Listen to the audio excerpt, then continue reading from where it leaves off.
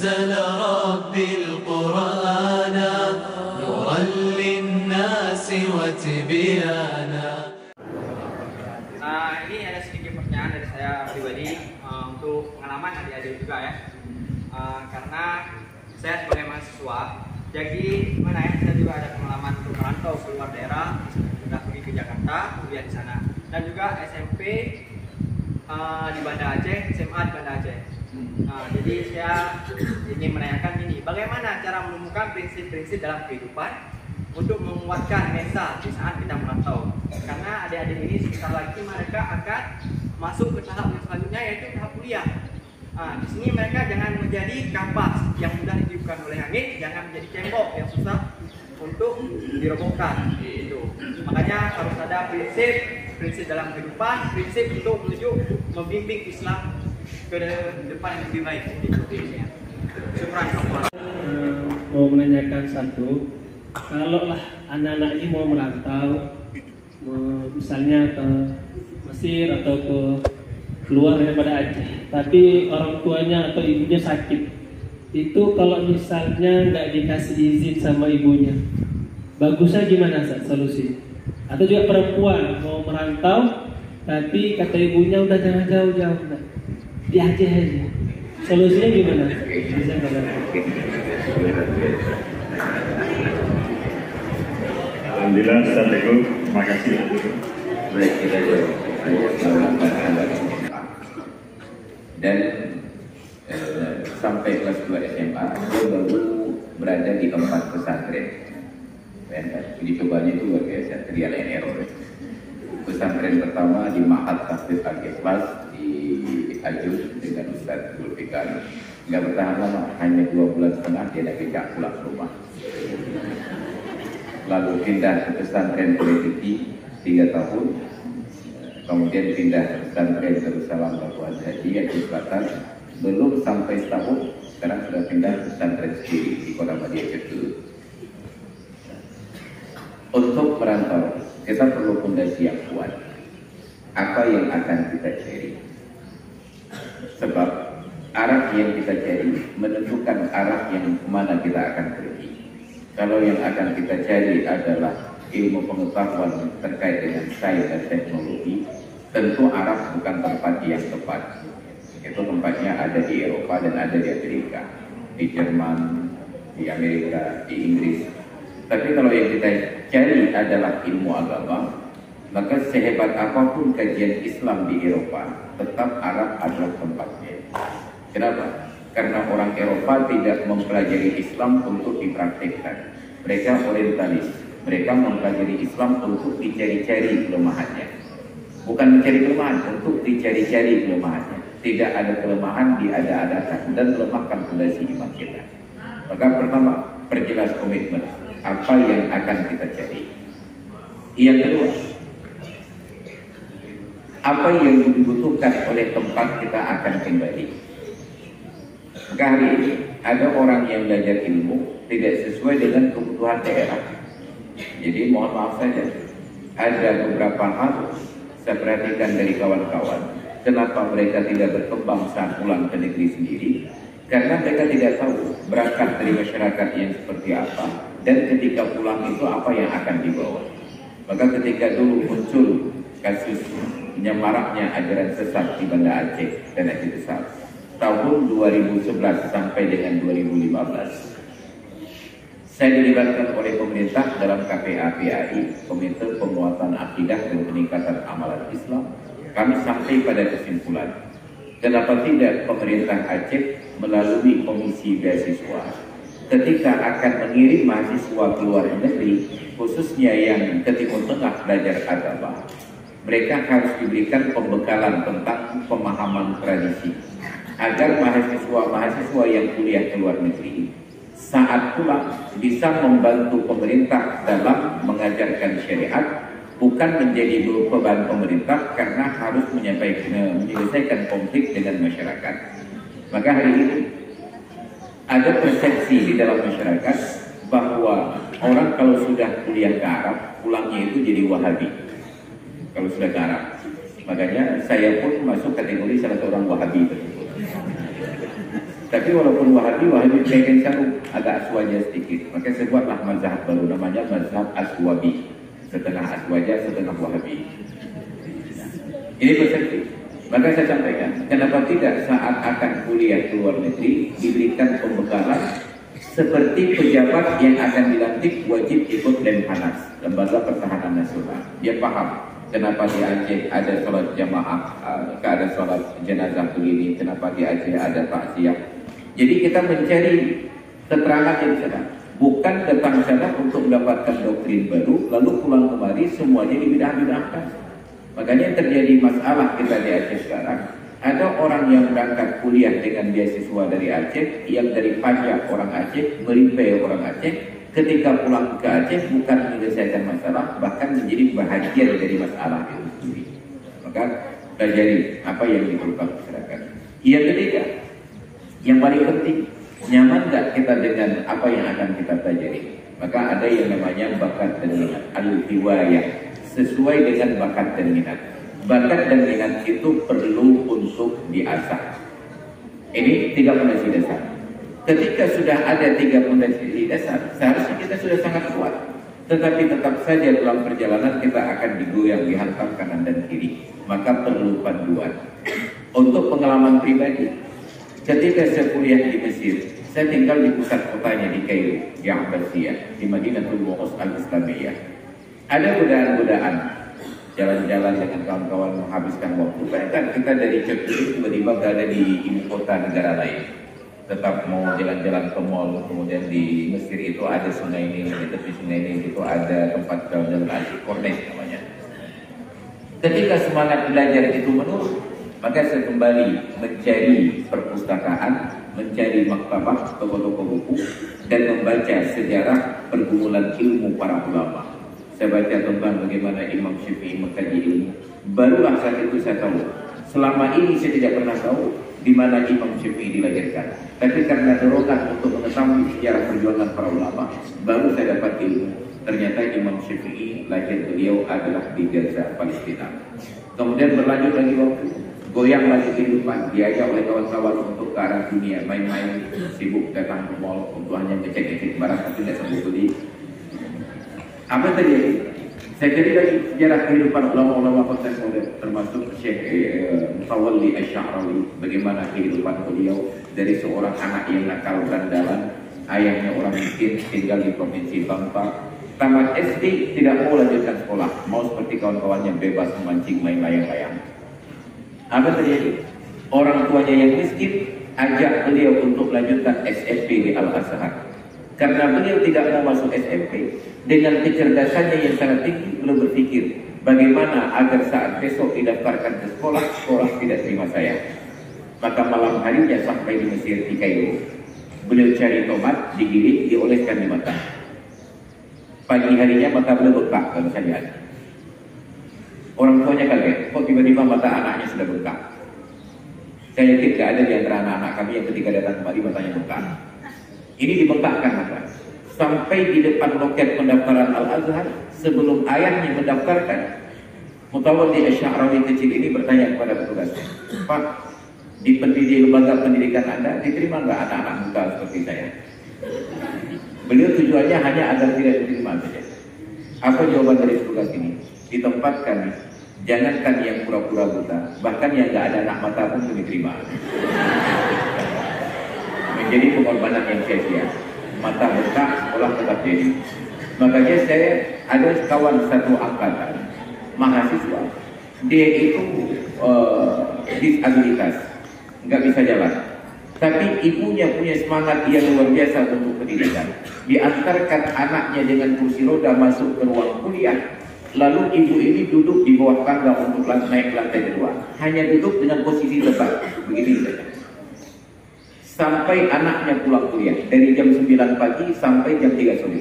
Ibu itu tetap duduk begini saja. Beda dari ibu sekarang masih diasikkan dengan media sosial. Ini hanya duduk saja. Nggak ada ibu-ibu yang lain, karena itu adalah mahat lil banin untuk anak laki-laki. Beliau duduk saja. Begitu selesai jam kuliah, beliau masuk ruang kelas, beliau dorong anaknya pulang kembali. Anaknya, bayangkan semangat jiwa pendidikan orang Mesir. Nggak ada ibu-ibu kita yang sanggup untuk duduk di depan kelas. Ini di bawah tangga seorang diri. Setiap hari anaknya diantarkan ke ruangan dari jam 9 pagi, jam 3 baru keluar, baru ibunya ambil kembali ke rumah, besok datang lagi. Bayangkan ketabahan mereka untuk mengkaji ilmu. Ini Mesir. Syekh Mutawalia Syarab masuklah. Ketika sudah jadi diterima, masuk sekolah hari pertama, orang tuanya masih di Kairo. Beliau seleksi semua toko buku, beliau cari sebuah buku yang sangat mahal yang beliau yakin orang tuanya nggak sanggup beli. Ketemu buku tersebut. Beliau katakan kepada ayahnya, ya, guru di sekolah suruh beli buku ini, yang merek ini, judul ini. Kalau tidak ada buku ini nggak boleh sekolah. Ayahnya karena buta huruf, bodoh, tidak pandai, merasa penting, maka jalanlah mereka cari-cari buku. Dan setiap toko buku yang didatangi, harganya sangat tinggi, tidak terjangkau. Apa kata beliau kepada anaknya? Nah, minta izin kepada gurumu untuk diizinkan belajar sampai sebulan ke depan.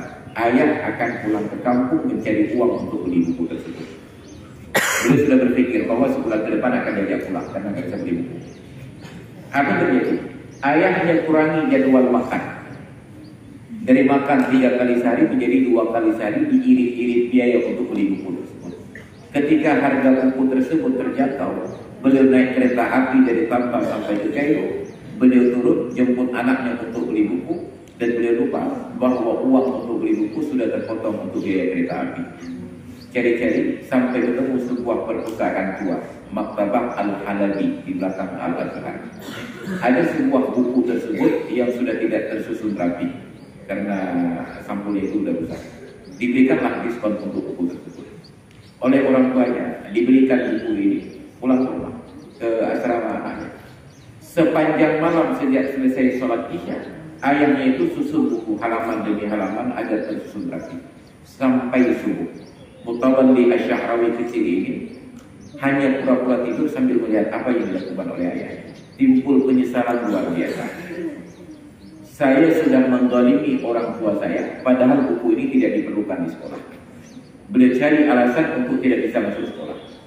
Tapi orang tuanya saking ikhlas, disusun buku itu halaman per halaman sampai tersusun dengan benar. Pagi harinya setelah sholat subuh, ayahnya berikan buku pada Mutawalli. Nah, kamu jangan bodoh seperti ayah. Itulah saya beliau. Biarlah ayah yang miskin, kamu jangan bodoh. Demikian. Maka ditaruh buku itu oleh Mutawalli Asy-Sya'rawi. Sebulan beliau tidak masuk sekolah. Kenapa? Buku itu dibaca sampai hafal. Beliau punya dekat. Saya sudah menzalimi ayah saya. Buku ini tidak perlu, tapi saya suruh beli. Ayah saya kurangi jadwal makan. Ayah saya begadang sepanjang malam. Disusun buku ini. Saya harus balas kebaikan ayah dengan menguasai buku ini. Sebulan beliau hafal. Begitu masuk sekolah, seburuk apapun buku, tetap itu ada ilmu. Tiba-tiba ada pertanyaan dari guru yang jawabannya terdapat dalam buku tersebut. Beliau semangat. Saking hari semakin semangat.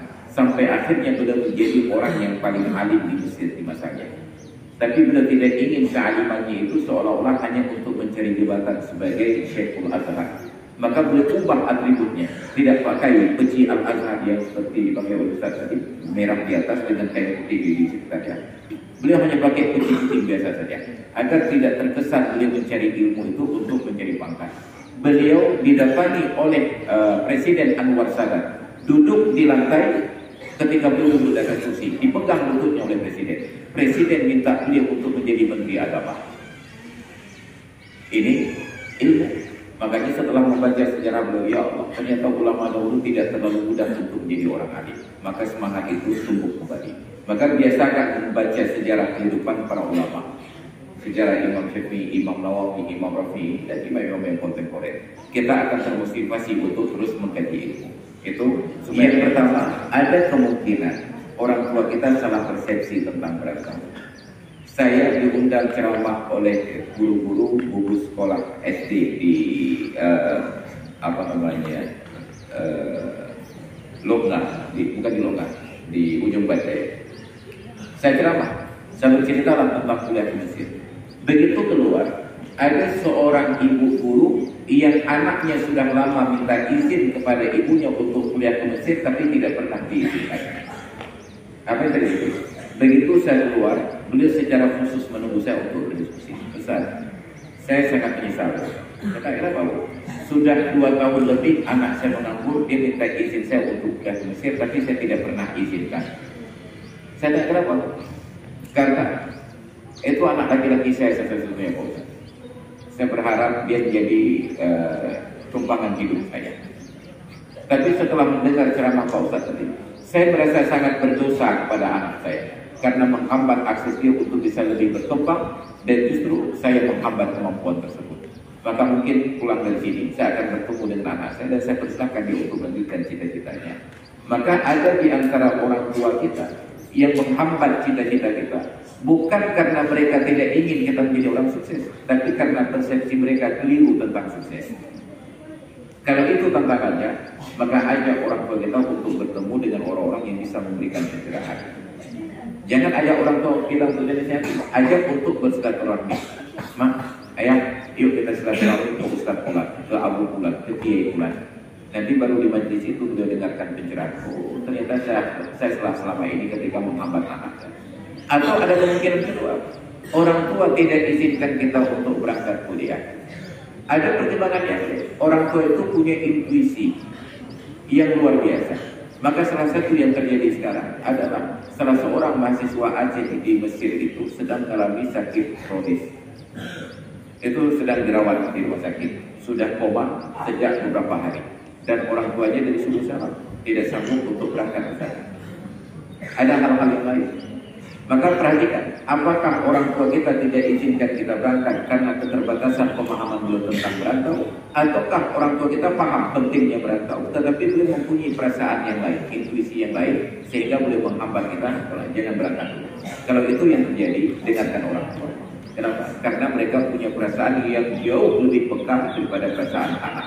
Maka untuk kasus-kasus orang tua yang tidak mengizinkan kita tahu, kembali ke dua konsep tadi. Apakah karena ketidakterbukaan informasi, beliau tidak tahu bagaimana perkembangan di luar, ataukah beliau tidak mengizinkan, beliau tahu tentang keadaan di luar, tetapi beliau punya perasaan yang lain. Maka ikuti intuisi orang tua dalam kondisi demikian pun.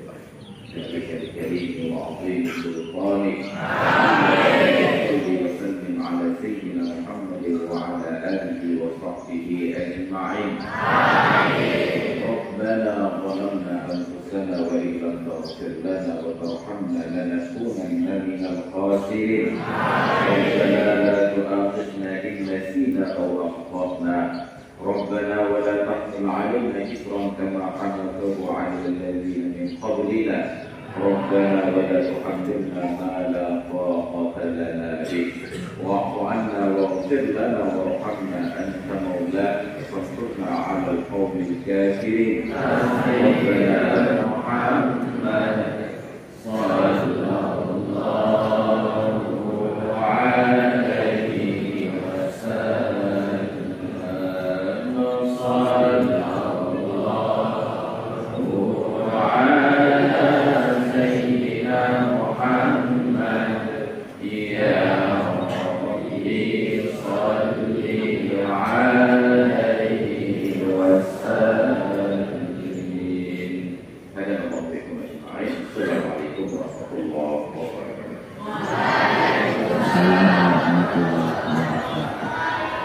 Alhamdulillah, sesi kita pada pagi hari ini kita doakan bersama.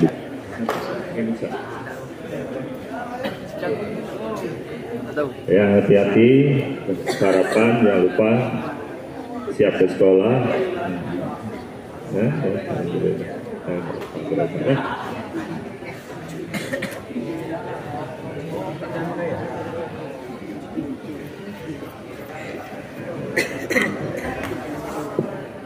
Alhamdulillah, doakan semua anak-anak sekalian. Sebelum masuk bulan Ramadan kita udah salam orang tua kepada kakek, nenek, kepada guru, walaupun guru ikhlas di kampung, jumpain apa di Ustaz tadi, salami minta berkahnya, doain juga, doa umum atau berarti berkah. Alhamdulillah, panjang. Alhamdulillah semua sehat dan habis semua. Cita-cita seperti Ustaz bisa go internasional. أنزل ربي القرآن وتبيانا